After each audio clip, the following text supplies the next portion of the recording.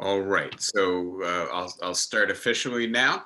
And although we are kind of still in the middle of a lecture series, I am not going to resume the lecture series today. There's too much going on in the world for us to talk about. As you can see, there's probably too much going on in my title for us to talk about. So I will start with the questions. Right? Is the post Cold War ending? I think it's clear that it is, so that doesn't need to be a question. Is a new order beginning? And I think that's where the real difficult thinking has to be done. I think some of you have heard Antonio Gramsci's definition of a crisis, which is when a new order ends, but an old order ends, but a new order is yet to be born. And that's nice in theory. In practice, we muddle through. But the more we understand about the potentials that the emerging order contains, the better capacity we have to influence it. And so I'll continue to speak today about what's happening in the Ukraine, what's happening in Russia, what's happening as a result of Putin's aggression.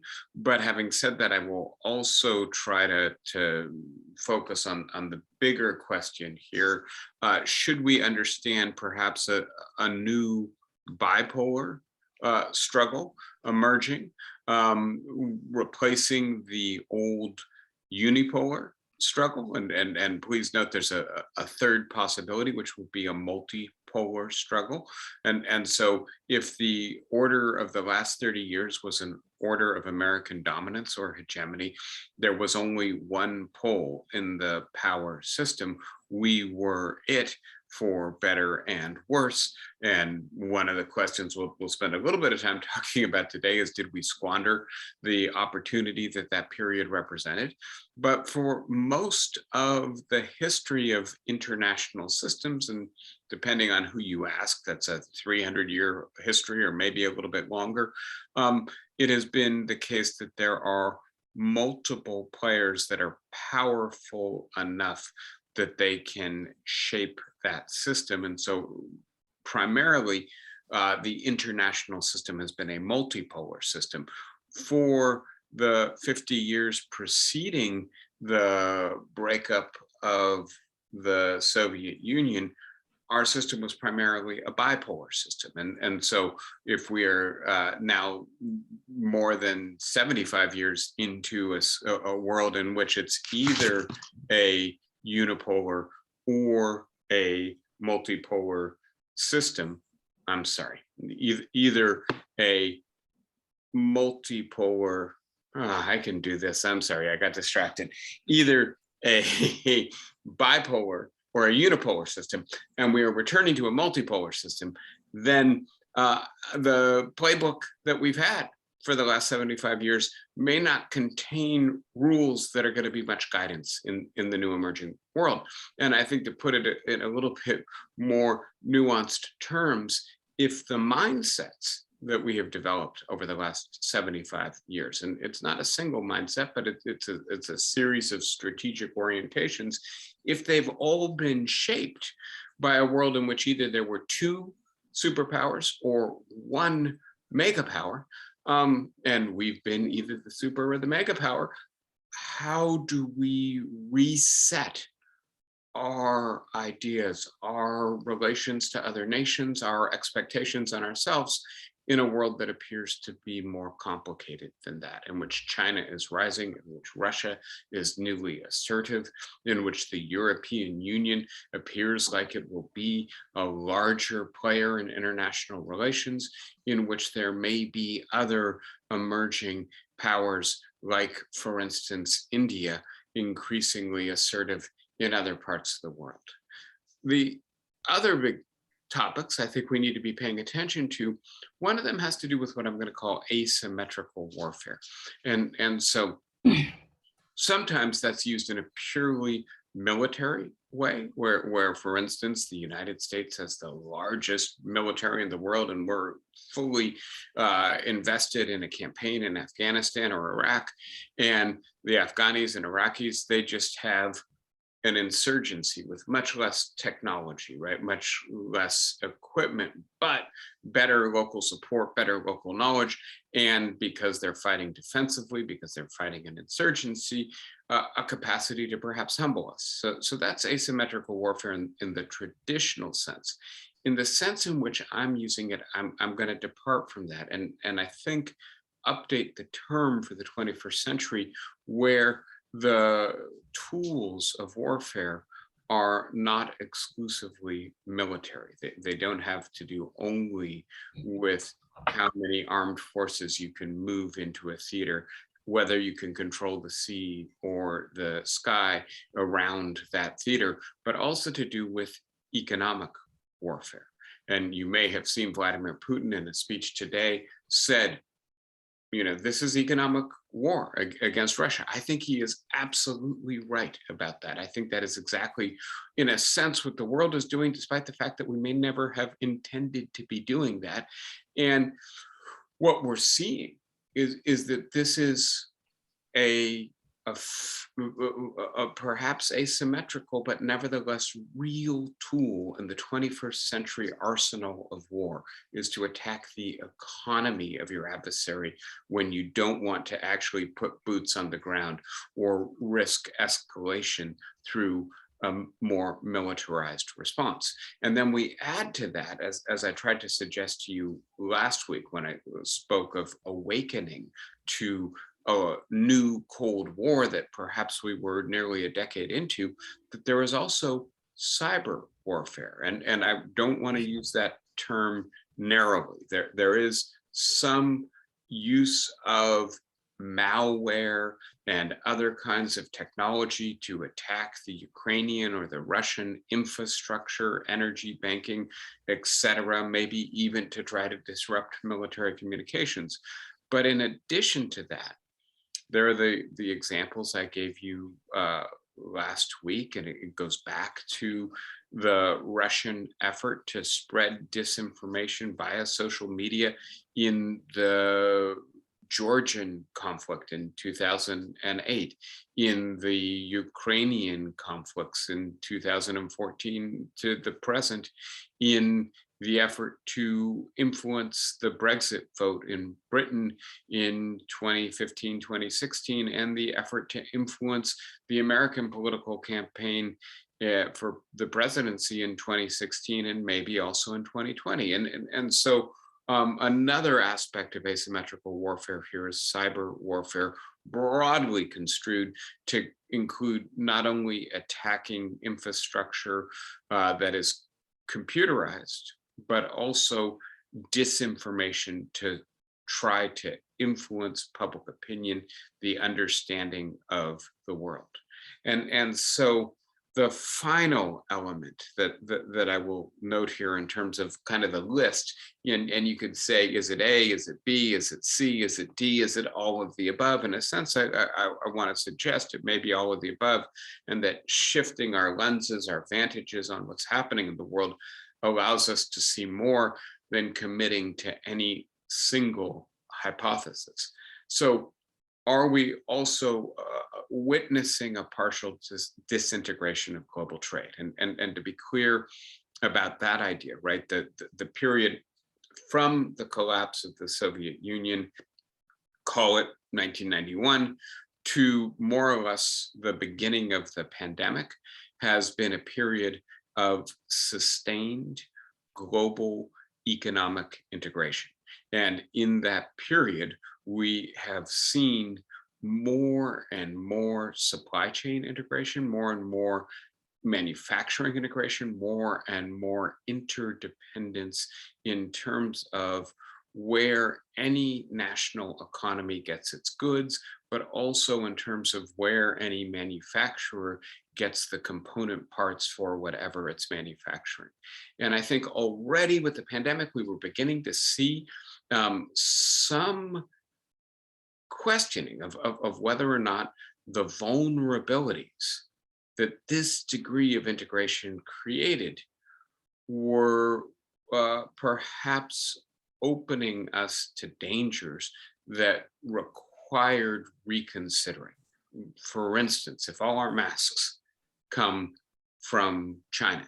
And if in a pandemic, the Chinese say, actually, we want to keep our masks right now, and a large country like the United States is left, therefore, without a sufficient supply of equipment it needs to protect itself, have they created a vulnerability? Have we created a vulnerability that we really don't want to continue? And I think we're seeing this with microprocessors right now, right? The ongoing discussion of the chip shortage. Everything we use has this nanotechnology in it. It's the building block for the technological commodities that have basically conquered the consumer products of the developed world. And it's a little frightening to think there's no place in the United States or Europe that can manufacture these, right? That they're manufactured in Taiwan and China and South Korea. And so again, there's a big vulnerability there that is driving inflation, but also opens us to the potential leveraging of that resource to make us change our policy. And I think, again, what's happening in the Ukraine is making us think about all of this and whether or not we need to be perhaps working a little bit more in the direction of economic self-sufficiency in the middle of the 21st century. So once again, all of this is against the backdrop of the Russian invasion of the Ukraine, and I'm going to try to update you on that for just a moment. But I also want to be clear that it's not the case that all of this is caused in a flash on February 24th when Russia invades. These are long-term structural changes that were occurring that some of you who know evolutionary theory, there's this idea of punctuated disequilibrium, right? That things stay the same with very gradual evolution, and then bang, a meteorite hits the Earth, and then the dinosaurs' reign is over and mammalian life comes to have the place that it has today. I don't think that's quite the right model here. I think maybe more a tectonic model in which the plates are moving against each other at a constant rate, but the tension builds and builds and builds, and then eventually it's released in a big event. And so the Russian invasion of the Ukraine is helping us to see underlying changes that have been occurring in global politics and technology and economics for maybe the whole post-Cold War period, but are now threatening the order of that period, or showing the order of that period to be more fragile and perhaps less sustainable than many had assumed up until this moment. All right, so now beginning to focus on the Ukraine. And as you can see here, this is a map of the country as a whole. This is a country that is roughly the size of Texas, either the largest or the second largest country in Europe, second largest if you count Russia as a European country. And it is, in a sense, a tale of two fronts, it seems to me. The southern front, with Russia having seized the Crimea in 2014, having supported separatist movements that attained a degree of territorial autonomy in the southeast over the last 6-7 years, having a large land border. The campaign in the southeast of the country has seen greater success, right? And that includes, of course, the incredibly reckless attack. I'm not quite sure how to say this name, but I'm going to try, with Zaporizhzhia power plant, the largest nuclear power plant in the European continent. Apparently, it was attacked with artillery 2 days ago. There was a fire in the complex. We don't fully know whether of the spent fuel rod cooling pits were in fact damaged, but obviously a rather dangerous ploy. And it turns out apparently the Ukrainians were not defending it militarily. They only had their normal civil guards on place, and yet the Russians attacked a nuclear power plant. And I think this says two things. One of them is that either by design, that Putin or the military command structure authorized this, or else by sheer recklessness in terms of the calculus of the commanders in the field, there is a ruthlessness to this attack, which says anything is a legitimate target. And that is potentially catastrophic in a country with nuclear power plants. But the second thing it reveals is the strategy of the Russians, which I would describe as a strangulation strategy now that the decapitation strategy has failed. And so when I say strangulation, they are attacking the power plants in order to deprive the country of electricity. They're shelling and bombing coal-fired power plants. They're capturing and they're moving on now to an additional nuclear power plant in order to cut off the country's supply of electricity, in order to freeze the Ukrainians into submission, in order to deprive them of the internet. Please note, right, that the first, or at least one of the first major targets of Russian bombing in Kiev was the television tower. And so depriving them of the capacity to connect to each other and to the rest of the world. So to each other to make military communication, or what I think is more likely now, decentered communication. People communicating with cell phones who are not part of the military, but who are nevertheless taking up arms, who are building barricades, who are blowing up bridges. Their capacity to coordinate depends on a functioning cell network. And similarly, the world has been mobilized into outrage against what Russia is doing, in part because of the circulation of images like these, of ordinary civilians in the crosshairs of a David v. Goliath kind of military campaign, in which the Russians have no compunction about targeting civilians and their homes and apartments and ordinary buildings, libraries, etc., in order to produce submission, to intimidate, and to so frighten the civilian population of the Ukraine that it loses its willingness to fight. That may have worked as a successful long-term tactic for the Russian military in Chechnya and in Syria, that in part depended upon the relative indifference of the world to the suffering of the people under attack. It appears that this is not the case with the Ukraine. And we can speak about perhaps the asymmetrical distribution of sympathy here, that if you look like this little girl, I believe, you may get more sympathy than you look if you look like a Yemeni or a Syrian little girl. But having said that, the Russians are trying to cut the Ukraine out of its ability to transmit these images to the world.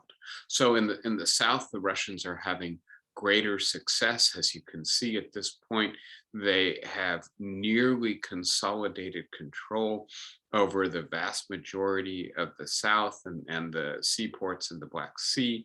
They are on their way, having conquered Kherson, one of the largest cities in the south of the Ukraine, to Mykolaiv. and then to Odessa. And once they have sealed the south of the Ukraine, then the Ukraine no longer has sea access, which is where the majority of the consumer goods and commodities that the country relies on come into the Ukraine. It's going to mean that all those supplies will have to come over land routes, which will involve attempting to create new infrastructure in the middle of a war. That's going to be very difficult. So, in addition to freezing Ukraine, the Russians will start to try to starve the Ukraine into submission. Again, the Ukraine is the breadbasket of Europe, so called, right? And so it's unclear what kinds of domestic stockpiles and resources it has, but this will be part of the campaign to eventually secure Ukraine's submission, make it cold, make it barbaric, make it land of starvation, eventually decapitate the country, which was the original strategy, by conquering Kiev, laying siege to it, and eventually capturing the president and the leadership of the country, as well as the leadership of the military, so that any capacity for coordinated resistance will be destroyed. Now, as I say, it's a tale of two fronts. The southern front, I would say the Russians are having reasonable success. It appears that the Russian casualties, it's very hard to have reliable information on this, may already be approaching the level of casualties that the Americans suffered over 20 years in Afghanistan. And so the casualty rate here is very high. The Ukrainian resistance is much stiffer than the Russians anticipated. The other story is the story of the north of the country. And here you can see there has been progress, but the progress, it appears, is much slower than Russia anticipated. That in certain respects, the arrival of their artillery and other aspects of their weaponry has been delayed in terms of the effort to encircle and then bombard Kiev. And I think we're not fully aware, but we can do our best to put together an understanding of what has happened here. And I think we have kind of three factors. One of them is that it appears the Russians did not plan this operation very well. And some of that has to do with their logistics and their problems in resupplying and refueling their convoys. And so they've stalled at places. Some of it has to do with morale and the fact that it appears, based on what the Russian troops are saying when they're captured, that they were not prepared for this invasion. They thought they were going to Belarus to engage in military exercises, not a major land war against their neighboring cousin country. And it's not clear to what degree the Russian fighting force is willing and motivated to be mobilized in this campaign.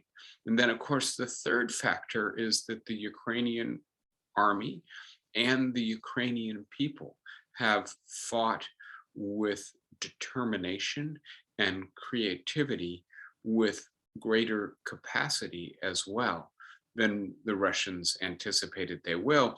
And so the Russians are taking heavy losses because both the Ukrainian military, armed increasingly by the United States, NATO, and other countries in the world, which are getting it rearmed very quickly, has the capacity to attack and damage the much superior, in terms of its numbers, in terms of its technology, in terms of its experience, Russian military, and to do real damage to it.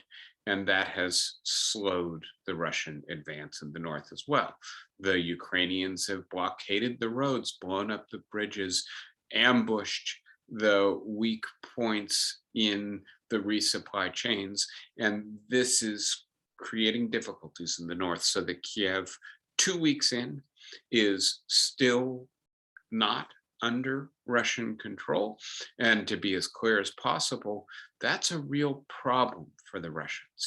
And it's a real problem in part because it has allowed the Ukrainians to organize a resistance, which will make it very difficult for Russia to control the Ukraine if, and I assume it's when, they eventually succeed in capturing Kiev and destroying the Ukrainians' freely chosen leadership and replacing it with a regime of their liking.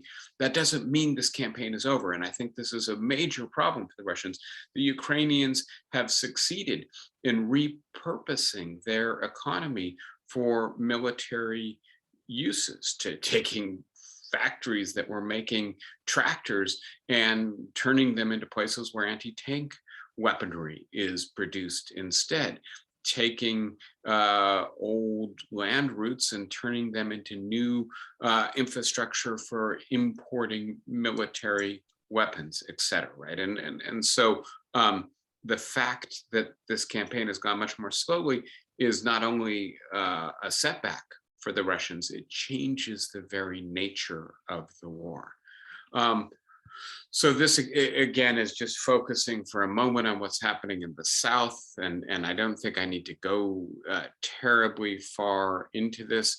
By the way, I have indicated, I haven't emphasized, I'll just double down on the idea, and previous maps show this, that the Russians are not limiting themselves to attacking military targets, right? And you can see the footage, it's quite dramatic. It's all over the news and the internet of civilian apartment buildings, of ordinary civilian infrastructure like libraries, of power stations, etc., being hit via guided missiles, airstrikes, etc., drones. And so in addition to the rapid advance in the South, part of what we're seeing is warfare that is, under the standards of just war theory, clearly criminal, right? And so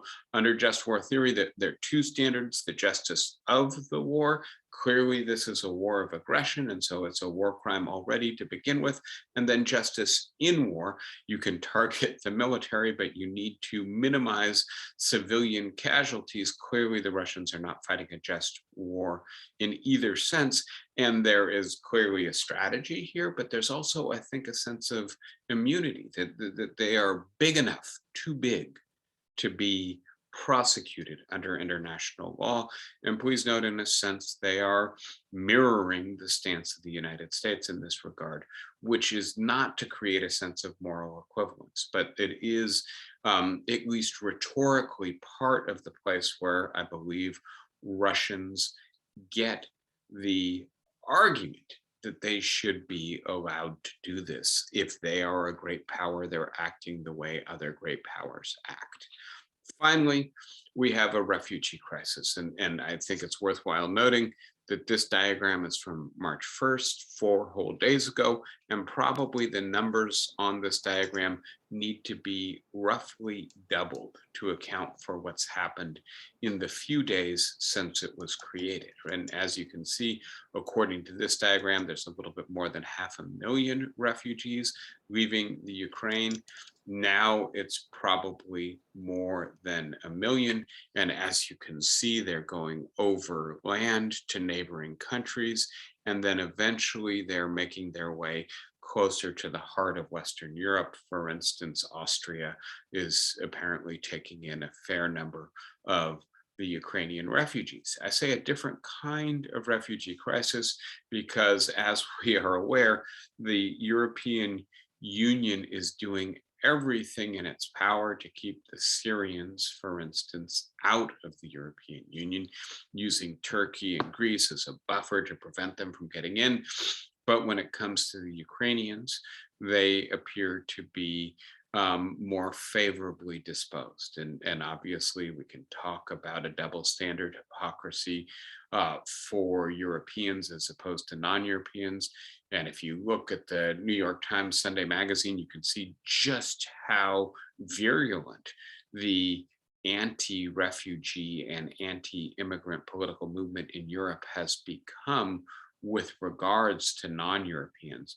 One wonders whether maybe one odd byproduct of this conflict will be some reconsideration of that politics as it sinks in slowly, perhaps into the European public sphere and mind, that the Syrians, the Yemeni, etc., are suffering exactly the same kind of displacement and barbaric attack that the Ukrainians are suffering. Sympathy should extend to them and not just to fellow Europeans.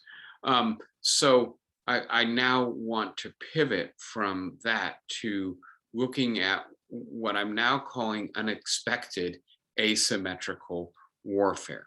And to be clear about this overlaps somewhat with material I shared with you last week. And so I have highlighted in yellow the stuff that's new from last week to this week. It is significant, important developments in the week that has passed. Unexpected asymmetrical warfare.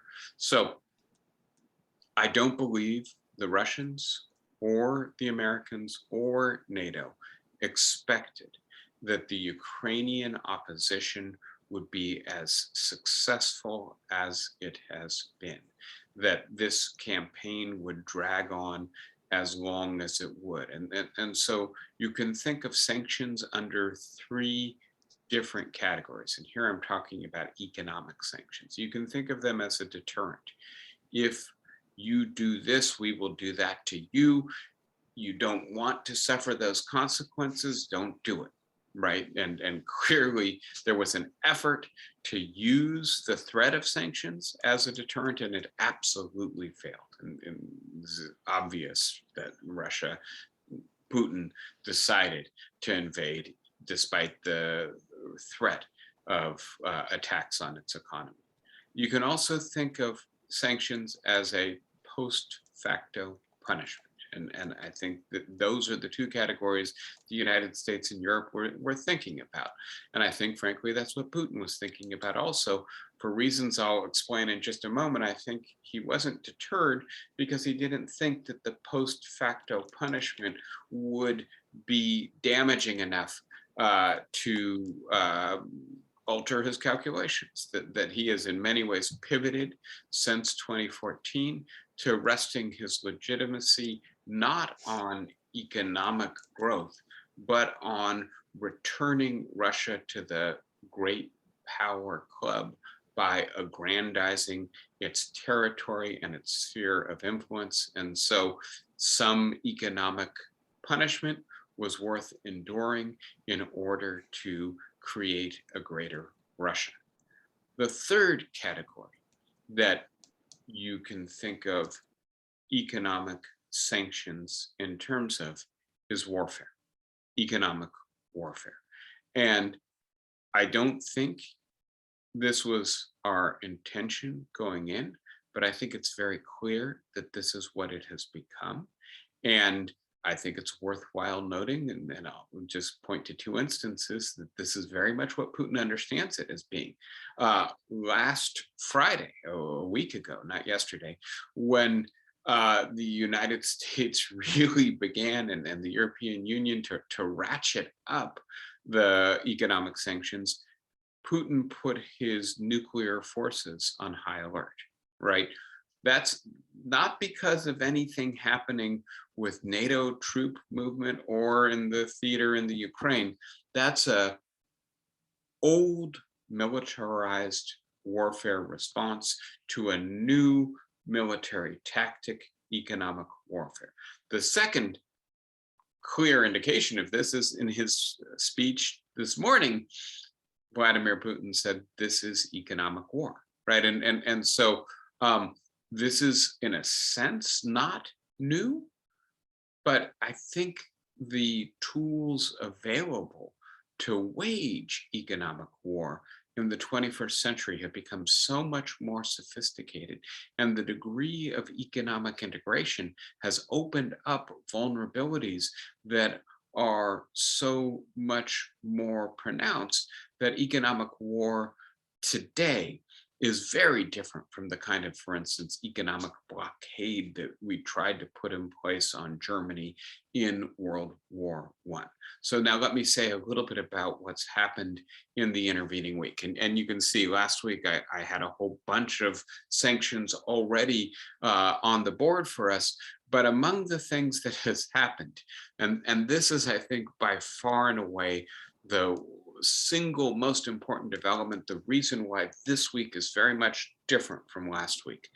And to explain this, I need to explain a little bit about um, Putin's strategy for really the last 20 years. And so what happened on Monday, basically almost a week ago now, is that Russia's foreign reserve assets in dollars and euros were frozen by American and European banks. And it's hard to know exactly the amount here. The estimates go from $500 billion to $2 trillion. That's a big range. Part of the issue is we don't exactly know where all of these assets are. For instance, are some of them in China as opposed to in Europe or in the United States? But even if you take the smallest figure, $500 billion, $500 billion of money that Putin thought he had in reserve exactly to counter the kinds of shocks that his economy is enduring right now, all of a sudden has been taken away from him. This is a huge altering of the state of play in Putin's Russia. And so now let me provide the background. Russia is mainly a petro state in terms of its economy. It gets the vast majority of its revenues by selling natural gas and oil to Europe and China. It also sells wheat and some minerals, but very little manufactured goods. It does not have a diversified economy. And in addition to that, most of those enterprises are state managed, right? And so the revenue doesn't come into a private corporation, it comes into a corporation in which the state is highly involved or just flat out owns. And for the last 20 years, roughly since Putin's rise in the late 1990s, he has pursued a strategy, and I think initially it was a domestic strategy, to not spend all of the currency that his country made by selling its resources to Europe and the United States and China, but to reserve a substantial portion of that currency in currency to keep it as foreign reserves. And of course, nothing like this happens in the United States, in part because we never actually run an export surplus. We have been for a very long time buying more than we sell, but also because the corporations that do sell abroad are privately owned. And so they get to take their profits and do with them what they want, usually give them to shareholders or reinvest them. But in Putin's Russia, it's been running a big surplus for a long time. And rather than spending that money by reinvesting it in the economy or doling it out in terms of welfare for the people, it has held that money in reserve. And that reflects the fact that in the mid to late 1990s, the Russian economy was a basket case, that when Vladimir Putin rose to power, he determined that this would never happen again, that the ruble would never collapse. And when your currency collapses, right, all of a sudden your foreign goods get much more expensive. And so people immediately feel poorer, and all the debt that is denominated in foreign currency, all of a sudden your corporate debt, your government debt becomes much more difficult to pay off. So Putin wanted the foreign reserves to shelter, protect the Russian economy from economic shock. And as a petro economy, it has to be very careful. The price of oil goes up and down, and when it goes down, the economy could be in trouble. This was a form of insulation against the vicissitudes of the global economy, especially for a commodity dependent economy. And then over the last 10 years, I think as Putin's strategy has shifted into one of rejoining the great power club, he's come to see this foreign reserve as also a way of insulating the Russian economy against sanctions. And so part of the calculus it appears Vladimir Putin did in deciding to invade the Ukraine was in thinking that his economy would withstand the sanctions, would not be deeply damaged because he had $500 billion or $2 trillion in reserve to use on a rainy day and buy the ruble with the dollars that the Russians already own, help pay down the foreign debt with the foreign reserves, etc. And when the United States and the European Union cut off Russia's access, it essentially treated Russia like a pariah state. This is the kind of thing that has been done to Afghanistan when the Taliban took over, to Iran before it had an agreement and was developing a nuclear program, to Venezuela when Chavez was in power. And I think, frankly, Russia thought it was too big to sanction. And I'll say one more thing about this, and this is the peculiarity of the current moment. One of the reasons I think Russia thought it was too big to meaningfully sanction is that it had all these foreign reserves, and all of a sudden it's been cut off from them, and that is a major change in the overall calculus here.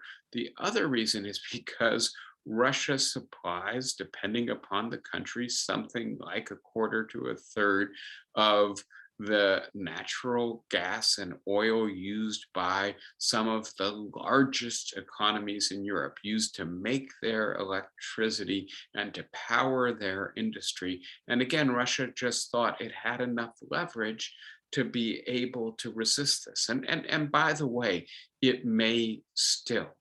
But having said that, right now, the Russian economy is under attack, a crippling attack, and Putin, as opposed to ending the campaign in the Ukraine, seems to be doubling down on internal repression to prevent economic discontent from turning into political opposition to him. But we're seeing some of the large economic actors beginning to question this war, beginning to demand that Putin end this war. And I think that reflects the fact that the Russian economy is being severely targeted by what I think is appropriately called economic warfare.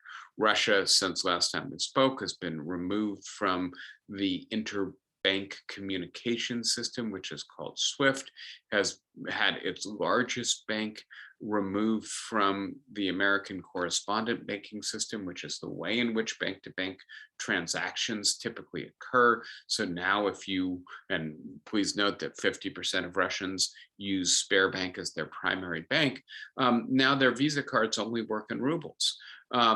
Major foreign investors keep pulling back. This is now BP and Shell and Exxon. Russia is trying to seize the assets of those investors if they're not going to maintain their investment in Russia. And all of this to say, Russia could see its future in light of the combined and layered impact of all of these sanctions looking a bit like North Korea's future, in which it only has access to economic transactions with China and the Russian elite, but also large sections of the Russian middle class have for a very long time enjoyed their access to Europe and to thinking of themselves as Europeans in terms of the goods they consume and the way in which they travel and live. The sanctions threaten that. I'll talk in a moment. Well, I might as well talk now. That there is a card that Putin hasn't played yet. There are actually two cards that Putin hasn't played yet. One of them is the card of oil and petro reserves. And the question here would be, will Russia try to choke off the European Union? And in so doing, in a sense, fight economic war with economic war. And please note that this would be a kind of self-injurious strategy, because obviously Russia needs that revenue now more than ever. And I believe it is still getting that revenue, that there are carve-outs that allow it to get that revenue, sanctions notwithstanding. But it would be a way of making Europe feel more of the pain that Russia is feeling right now. The second question would be, as I say, Russia has created this large foreign reserve stockpile that it's now cut off from using. Part of the way it's done that is by running this large trade surplus and combining it with domestic austerity, not spending its money on its people. Could Putin change course and become more Keynesian, pump more state money into the economy to compensate for the fact that the economy has been cut off from global trade? Two other big developments on other fronts. One of them is the rush to arm Ukraine. And I think this is really significant and meaningful. One of the consequences of the way in which the invasion bogged down is it gave Europe and the United States time to set up arms supply. It seems like it's much more efficient now. It's going cross land through Poland. And so anti-tank and anti-aircraft weaponry of the kind that will make Russia's life harder and harder is getting into the Ukraine. I will just note that there's a risk that attends these efforts, which is if the Russians try to interdict the supply lines, they could very well end up with an incursion on the Polish border, and that could very well escalate this war rapidly. And so this is a provocative, risky move. There also is an influx of foreign fighters. I have not seen numbers. I don't think it's huge yet, but there is a kind of Spanish Civil War scenario to this, in which Americans, Europeans, maybe people from other parts of the world are arming themselves and joining the fray in the Ukraine. And by the way, the foreign fighters are not only individuals with rifles, they're also virtual warriors in the sense that there is attack on both Ukrainian and Russian infrastructure through cyber warfare that is not being directed by the other side's government or military, but is in a sense cyber mercenaries or just plain old individuals who don't like what Russia is doing, or for some reason don't like what Ukraine is doing, or think they can profit by aligning themselves with Russia. And so there's another aspect of foreign fighting in this campaign. I wanted to give you a little bit more data on the Russian economy to see what sanctions do and how we can anticipate or better understand what is going to happen economically. And so to begin with, what's happened to the ruble, right? And it's stunning, right? If you look at where the ruble was trading in the beginning of the last decade, it was around 30 rubles to the dollar. After Russia invaded the Crimea and seized it, annexed it, the sanctions that were put in place cut the value of the ruble by about 50%. And so it's down now to around 70 to 60 rubles to the dollar, and it never recovers from those sanctions, which have remained in place. It is also obviously driven by the value of oil and gas, and it hasn't been a good period until recently when things started to pick up a little bit. And then we have the buildup to and the invasion of the Ukraine. And again, the ruble has lost 30% or more of its value, down to basically 1 ruble to the penny, 100 rubles to the dollar. And as I said before, if they can't get access to their foreign reserve, this is going to punish the Russian economy, make everything they import much more expensive, make the debt they have to service much more expensive. And so this is a dramatic attack and vulnerability of the Russian economy. Another thing to look at here, and this is the overall pattern of growth in the Russian economy over the last 20 years. And in 2008, as you're probably aware, Russia invaded Georgia and seized a couple areas of Georgia, took a couple bites out of Georgia, areas that had large Russian-speaking populations, and sanctions were imposed on Russia at that time. And that, of course, coincided with a global economic downturn. And as you can see, the Russian economy was on a trajectory to, by the time it reached, I guess, 2010, exceed where it is today. But between the economic downturn and the sanctions, it tumbled and it never recovered, right? And then, of course, in 2014, the Russians annex the Crimea, start sponsoring breakaway provinces in the southeast of the Ukraine. Further sanctions are put in place, and instead of continuing on the path it was on, the Russian economy has been further damaged. And obviously, we can't see into the future, but I suspect if we were to look at this a couple years from now, we could draw out the trajectory from 2022 and then look at where the Russian economy actually goes, and we will be able to see the sanctions are really damaging the Russian economy.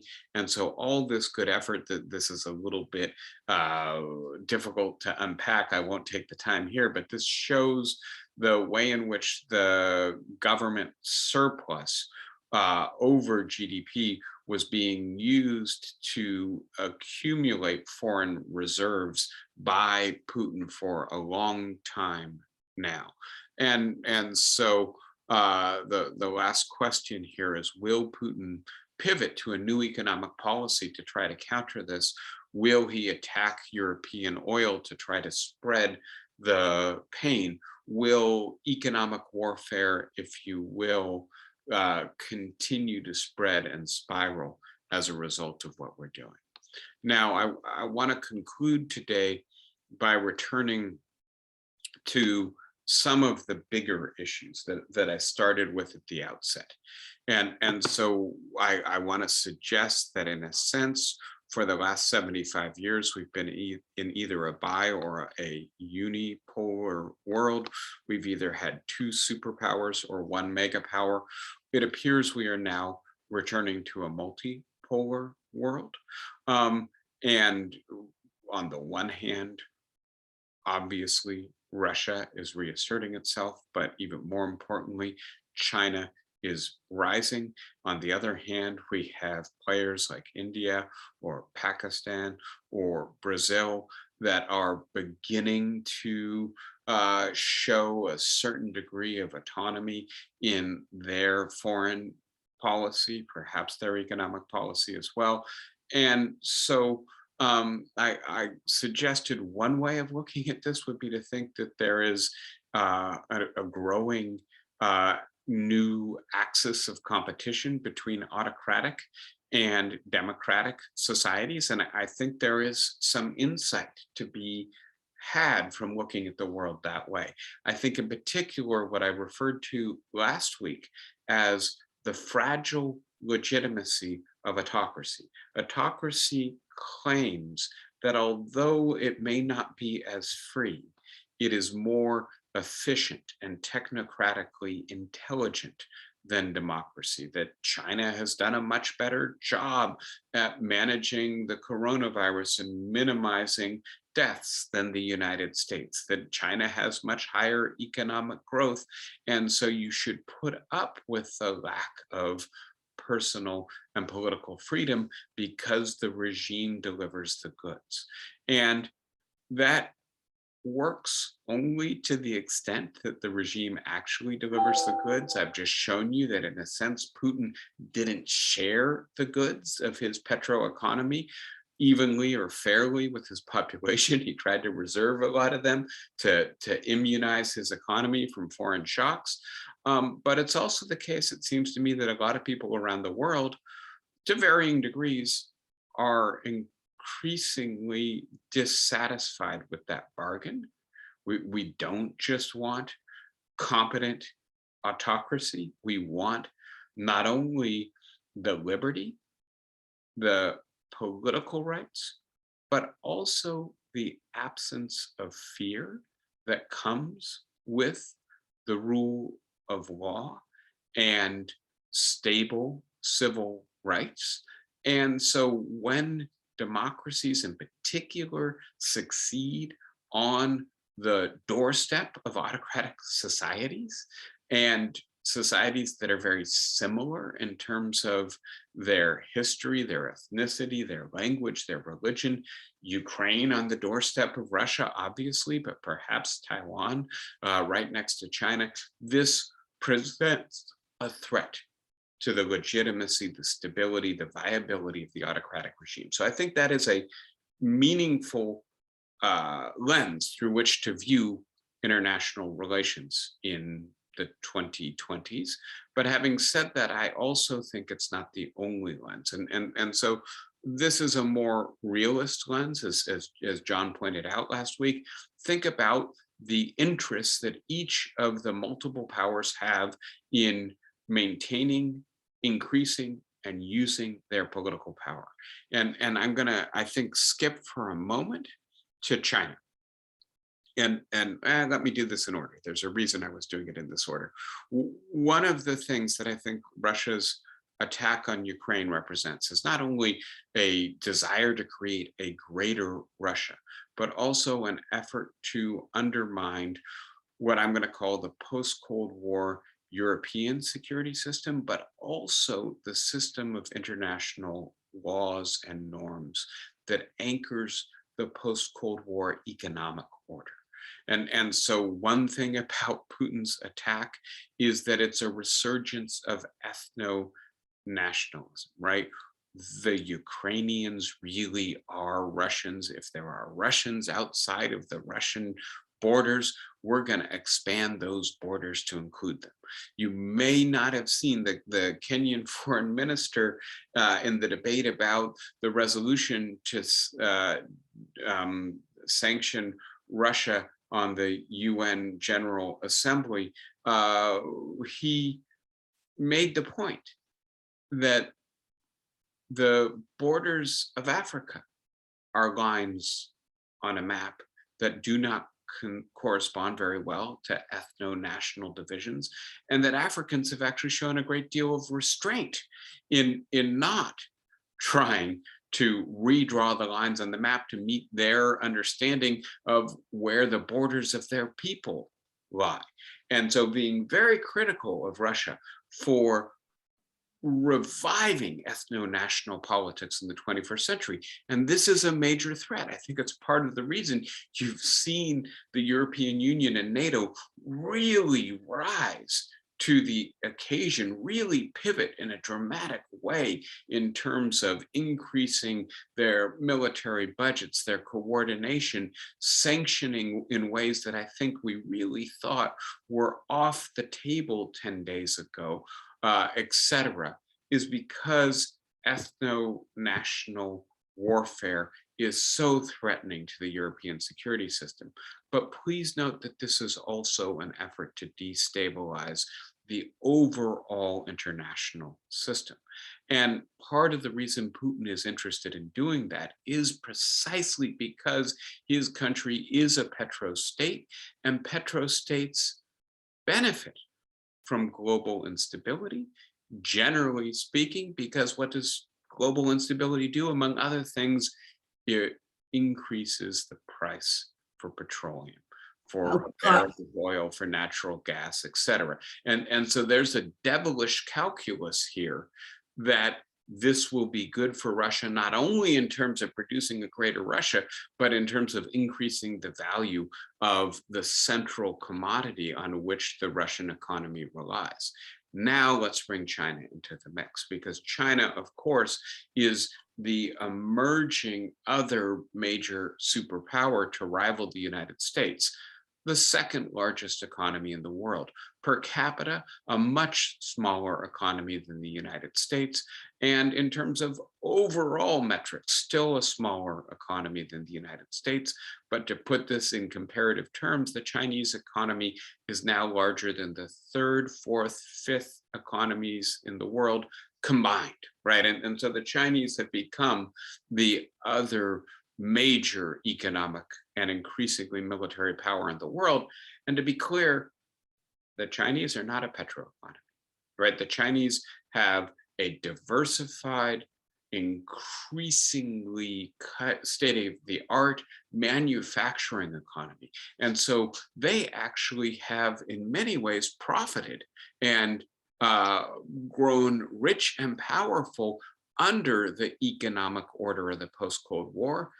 And they may, I suspect and hope, be reconsidering whether it was the right play to greenlight Putin in invading the Ukraine. Because frankly, if there is any country that has any leverage to get Putin to change course, is almost exclusively China.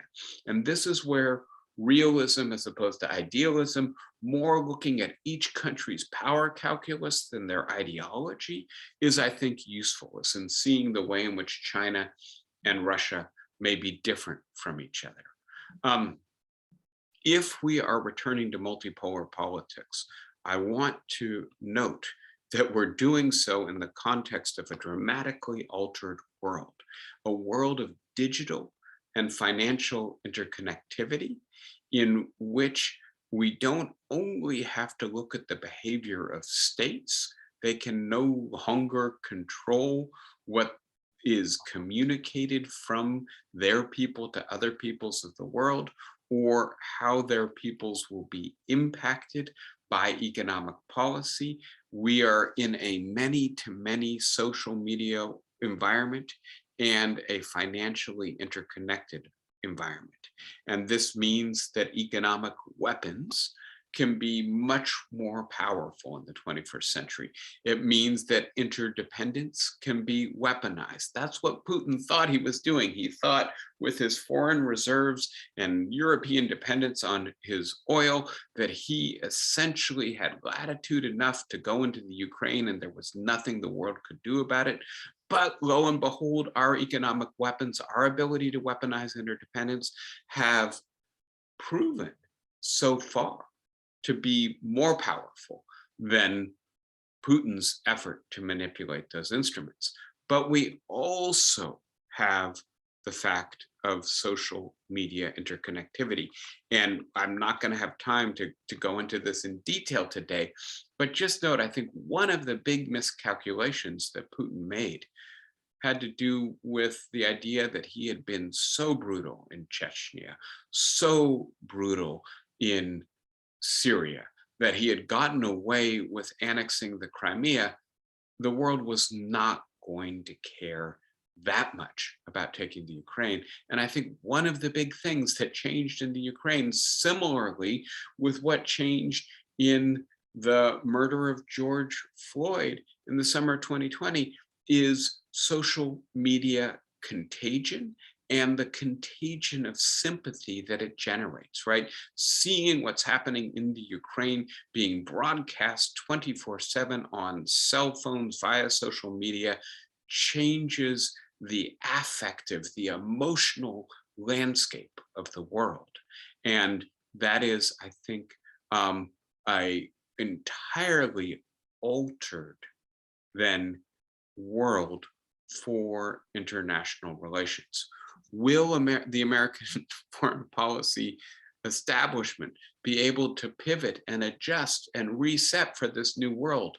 I went to the Council on Foreign Relations Zoom meeting on the Ukraine a couple days ago, and here were the best scholars and some of the most important political actors in the world coming together to discuss this, and not a single one of them gave an iota of attention to social media, right? And so I do think there's a sense in which the fact that the last 75 years have been either bi or unipolar has given the United States an exaggerated sense of its power, but also a set of assumptions, a worldview that is really out of date and needs to be fundamentally reset. Final thing to be thinking about it here is whether or not Putin is a rational actor. In certain respects, he seems to be. He waited till oil was worth a lot of money. He waited until there was a new German chancellor. He waited until Biden was very limited in his domestic popularity. He waited until a pandemic seemed to have disorganized the world's politics to launch his campaign on the Ukraine. And yet in other respects, he seems to be borderline deranged, and he is being into a corner where there's no good exit. As I've tried to indicate already, the campaign in the Ukraine is costing much more in terms of treasure and blood than I think he anticipated it would. The economic warfare so far is much more damaging than I think he anticipated it would be. And even if, and I want to say when he wins, the cost of maintaining a puppet government in the Ukraine is likely to be extremely expensive. But is there a way out? Is there a face-saving exit for Vladimir Putin? I'm really concerned that there isn't, and that he's not the kind of man who is going to admit defeat and change course in light of the fact that the path he's on does not seem to have any good exit. Last thing I will say today, and here I just want us to look at this from one more perspective. I've been talking about the post-Cold War world order, its ability to limit ethno-national warfare, to bring about greater economic integration, to make it seem as if the kind of power rivalry that had characterized world politics, the international system for the previous few hundred years, was put in abeyance for 30 years. And the result was both tremendous economic growth and much greater peace. But I think we need to look at this from the perspective not only of the United States and the rich Europeans, but the rest of the world for a moment. And so although it contained military and ethno-national aggression, was it legitimate from the perspective of the rest of the world? And I think here's a good way to begin thinking. You may have seen that the General Assembly of the United Nations voted to condemn Russian aggression 144-4, I think the vote was, with 35 abstentions. Well, if instead of thinking about that in terms of countries, we think about that in terms of population, right? What we can see is that 42% of the world's population voted to approve the measure condemning Russia, 3% against it, but 51% to abstain. That's primarily India and China, but it's a whole bunch of other countries as well. Why would they not condemn Russia? Well, I think there's a sense of hypocrisy here that the US and the Europeans have benefited by constructing an order in which we distinguish sharply between military power and economic power. Military aggression is off limits. Economic aggression, basically unregulated. And if we look at the distribution of global wealth, we can see, right, that the United States, a country that has about 4% of the world's population, has about 30% of the world's wealth, right? And if we add, right, Canada and Europe into this, you see very quickly that populations that represent a minority of the world's people control a majority of the world's wealth. How fair, how just, how good has this system been economically? And when we look at global greenhouse emissions historically, again, I think in a sense, every conversation should come back to climate change. As awful as Putin's aggression is, so far it doesn't threaten annihilation of the species on the planet, annihilation of biological life on the planet. Greenhouse gas emissions do. And again, the United States and the Western world are 23 richest countries in the world, account for half of the global greenhouse gases that threaten human life on the planet. The remaining 150 countries, only the other half, right? And so disproportionate economic power concentrated in the wealthiest countries of the world being substituted for military power does not, from the perspective of the rest of the world, necessarily make a more just world. I think we have to reckon with that when we think about perhaps why the old world order is breaking down. I know I've gone over time. I will stop there. Thanks for your patience. Happy to take your questions, your thoughts. Who wants to start us out? May I? Please, who is that? Hi, this is Bonnie Hughes. Hi, Bonnie. Oh, there you are. was- Okay, now I'm seeing you. Hi. I was so happy that at the end you finally mentioned global warming, because it seems to me that that's the most important issue. And all the oozing over oil is really beside the point. We don't need more oil. We need the oil to stay in the ground. So thanks. Of course, Bonnie.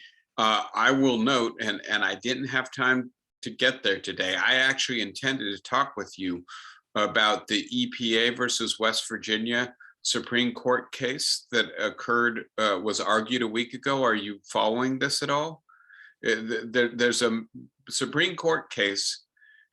The Supreme Court agreed to take it, and it's very peculiar that they did, because there aren't even regulations in place yet challenging the capacity of the EPA to regulate power plant emissions. And it appears that a portion of the conservative members of the Supreme Court want to hear this case in advance in order to prevent the EPA from regulating greenhouse gases. This would be, and I'm going to use a phrase from one context in a very different context, making the Constitution a suicide pact. It would prevent the federal government from doing what is absolutely essential to controlling greenhouse gases. So in a sense, one of the things we have to be careful about is not let what's happening in the Ukraine distract us from everything else that's happening in the world around us. Then there's the oil question. And it is one of the possible ironies of this, that Russia's aggression in the Ukraine will accelerate the transition to alternative energy sources in other parts of the world, especially in Europe. Having said all of that, I think it's really important to recognize that the Germans, the Italians, the economies that are really dependent on Russian petro exports can't do that overnight. And that much more likely is that the US is going to begin ramping up its fracking again and exporting liquid natural gas to Germany. But of course, even that is going to take a while. Germany is going to have to develop the facilities.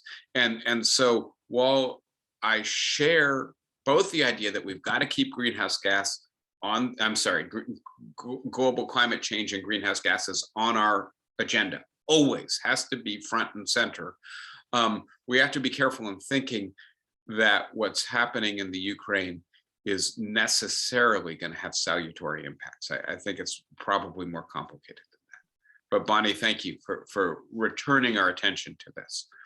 Who wants to make the next comment? What will it do to Trump finally? What will this do to Trump? I have to admit, I haven't given this a great deal of thought, right?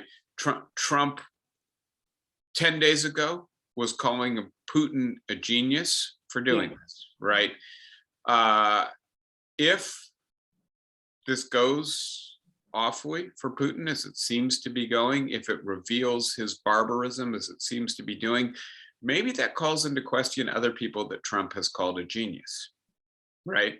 I'm thinking of his self-referential use, a very stable genius. And look, right, maybe this helps us to see how sinister his ploy was to withhold military aid from the Ukraine in order to illegally dig up dirt on his opponents.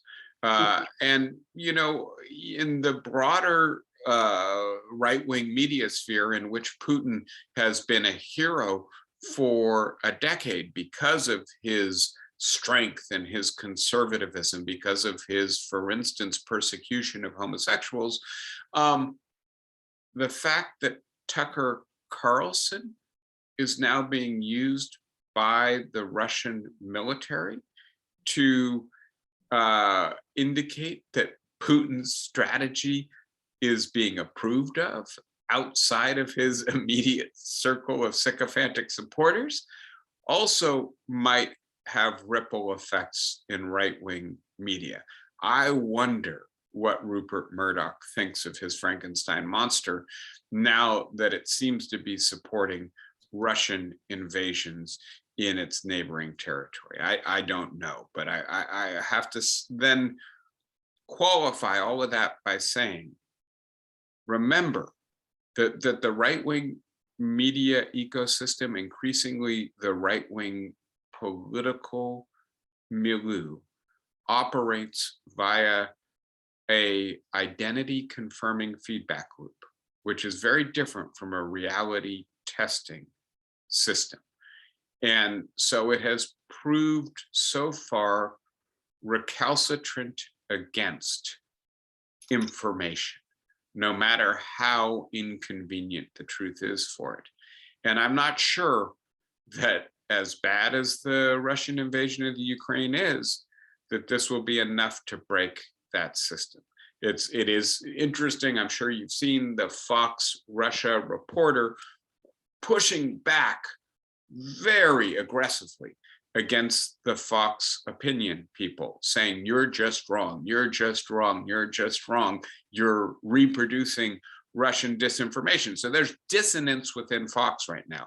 Is that going to be enough to break its stranglehold on 30% of the American population who eat a Fox-only media diet? I'm skeptical, even if I certainly wish it were the case. Thanks, Flossie. Good tie into another aspect of domestic politics. Anybody else? All right, everybody. I guess I'm going to say take care then. I'll see you next Saturday. And then the Saturday after that, I will be there in person with you.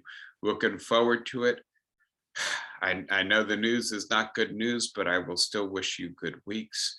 And I hope you will take care of yourself, and maybe the news can be, who knows, a little bit less bad next week. Take care, everybody. Good being with you. Bye-bye. Thank you, Thank David. you, David. You guys. Bye-bye.